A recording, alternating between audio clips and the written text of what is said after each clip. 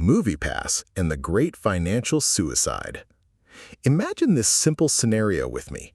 Every single day, you walk over to your local grocer, hand him a single dollar bill, and in return, he hands you a crisp, valid $10 bill.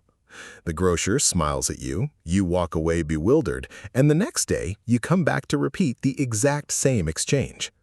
If you were to ask the grocer about the secret behind this master strategy, he would shake his head with supreme confidence and inform you that the secret lies in scale and growth, and that once he gathers enough customers who swap $1 for 10, he will somehow figure out how to turn this bleeding wound into a thriving empire.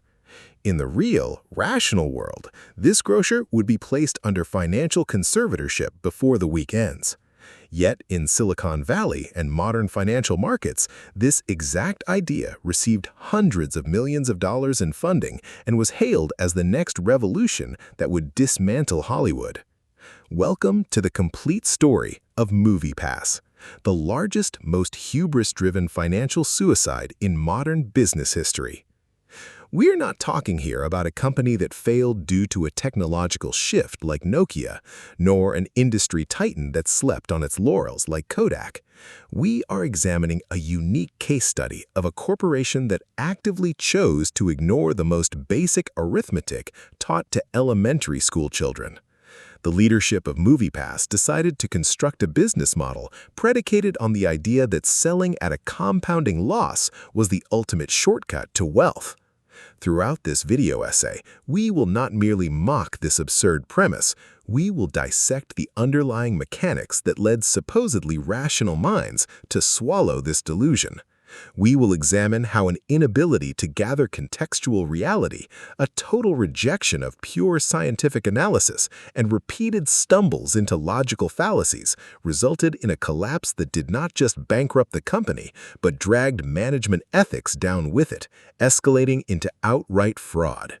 Set your favorite drink aside and let us break down how a movie ticket app transformed into a documentary on the breakdown of human reason under the influence of fake growth metrics.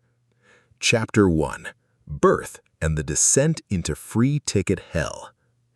To understand the sheer scale of this catastrophe, we must travel back to the starting line. In 2011, entrepreneurs Stacy Spikes and Hamet Watt founded MoviePass.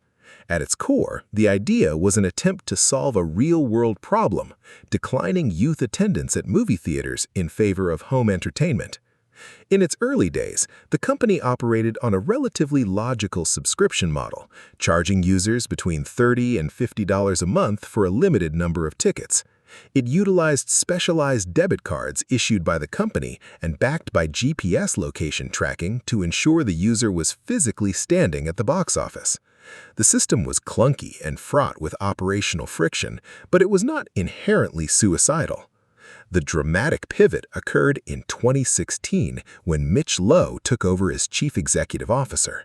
Lowe was no stranger to the entertainment world. He was a former senior executive at Netflix and Redbox, and he arrived carrying a deep obsession with replicating Netflix's success. Lowe viewed the slow growth of MoviePass as its only true problem, believing the solution was to transform it into a real-world digital streaming equivalent. In August 2017, the major shockwave hit. Helios and Matheson Analytics, a publicly traded investment firm led by businessman Ted Farnsworth, acquired a majority stake in MoviePass. On August 15, 2017, MoviePass dropped a bombshell announcement. The monthly subscription price was being slashed to just $9.99 per month. What did this subscription buy you? It granted you the ability to watch one theatrical movie every single day at almost any cinema in the United States. To put this number in historical context, in 2017, the average cost of a single movie ticket in the United States was roughly $8.97, while in major metropolitan areas like New York and Los Angeles, a ticket easily exceeded $15. This meant that a subscriber who watched just 2 movies a month cost the company double what they paid in subscription fees, while watching 5 or 10 movies generated massive compounding operational losses. The immediate reaction to this announcement was an explosion in subscriber growth. MoviePass skyrocketed from roughly 20,000 subscribers to over 1 million subscribers by December 2017, before surging past 3 million subscribers by June 2018. The media celebrated these metrics, and management treated the figures as irrefutable proof of their visionary strategy. Beneath this glittering surface, however, the company was burning through tens of millions of dollars every single month, purchasing full-price tickets directly from major theater chains like AMC and Regal. Every single new subscriber was simply accelerating the company's speed toward a financial cliff. Chapter 2: The Science of Numbers and Destroying Business Context. When analyzing this catastrophe through a scientific lens, we discover that MoviePass leadership executed a profound detachment from contextual reality. Gathering valid data demands an accurate evaluation of both the competitive and financial landscape through rigorous scientific description, critique, and deduction. Let us begin with the scientific description and critique of the MoviePass model. The service provided by Netflix, which Mitch Lowe relentlessly tried to emulate, enjoys a marginal cost that approaches zero. When Netflix builds a digital platform and invests in server infrastructure, the cost of adding one additional user to stream a film is effectively negligible. In the case of MoviePass, however, the marginal cost was fixed and extremely high. Every new subscriber walking into a cinema forced the company to purchase a physical paper ticket from the theater at full market price. Consequently, as the company scaled, its average cost per user did not decrease, rather its operational losses multiplied exponentially. MoviePass management met these critiques with a grand defense built around the allure of big data. They argued, "We are not selling movie tickets, we are gathering consumer behavioral data, which we will sell to film studios and production houses. Furthermore, we will leverage our user base to force cinema chains to grant us massive ticket discounts and a share of their high-margin concession profits, such as popcorn and soda, because we are driving foot traffic through their doors."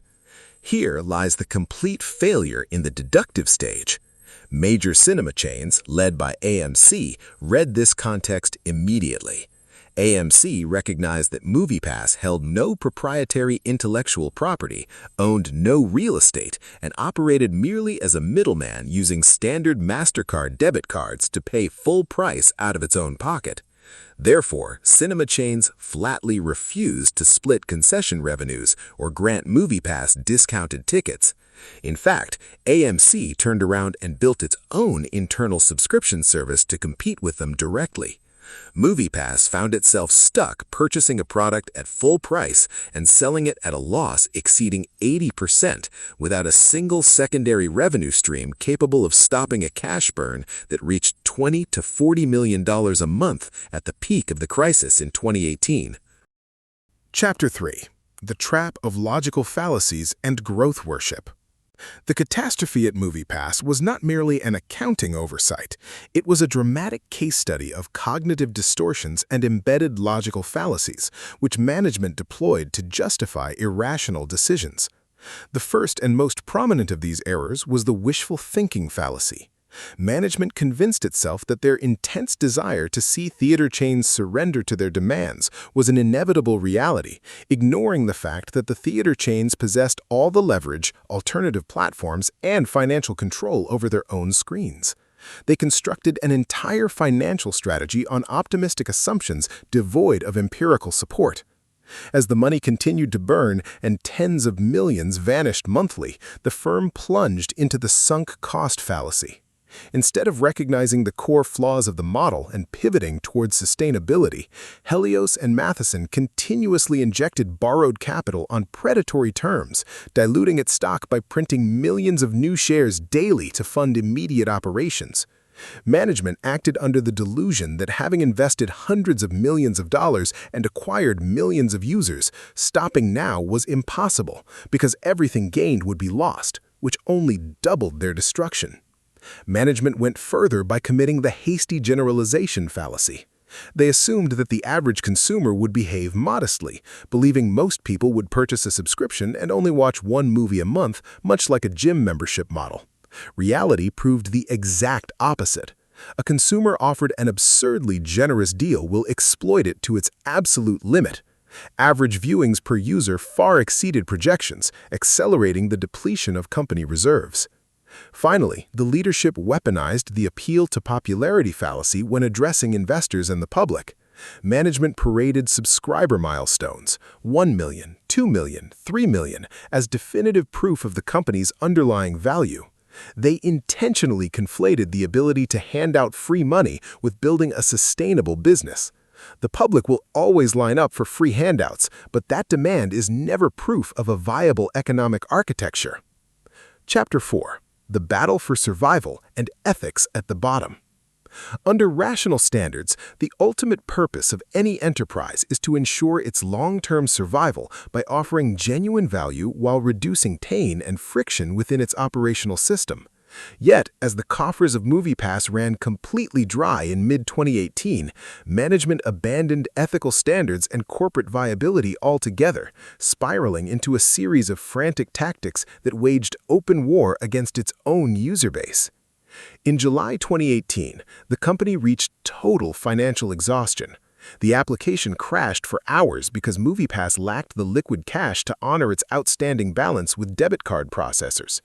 At this juncture, rather than filing for bankruptcy with integrity, leadership attempted to mitigate financial hemorrhaging by intentionally inflicting pain on their customers through deceitful practices. MoviePass introduced arbitrary peak pricing fees, suddenly requiring users to pay extra for popular weekend showtimes. When that failed to stem the losses, the company began blacking out major blockbuster releases such as Mission Impossible Fallout, preventing subscribers from using the service for the very movies they joined to see. Ethics deteriorated further when subsequent investigations revealed that management directed employees to manually change users' passwords for heavy users, triggering false error messages in the app to prevent ticket bookings. These measures were not mere operational missteps, they represented a total collapse of organizational ethics and survival logic. The company deliberately made its user experience frustrating and deceptive simply to avoid paying for tickets. Ultimately, this operational chaos wiped out shareholder value, dragging the stock price of the parent company from hundreds of dollars down to fractions of a cent. A desperate 1-for-250 reverse stock split failed to rescue the equity from getting delisted from the NASDAQ. In September 2019, MoviePass officially shut down its service, and in January 2020, the parent company filed for Chapter 7 liquidation. The fallout extended well beyond bankruptcy court. Extensive investigations by the Federal Trade Commission and the Securities and Exchange Commission resulted in a 2022 settlement and criminal charges against Ted Farnsworth and Mitch Lowe for securities fraud and deceptive trade practices.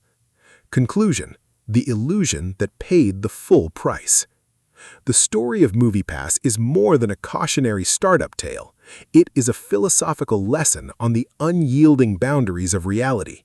In the world of commerce, you can dress up an idea in slick marketing propaganda, and you can leverage word bowls like big data, artificial intelligence, and exponential growth to dazzle investors.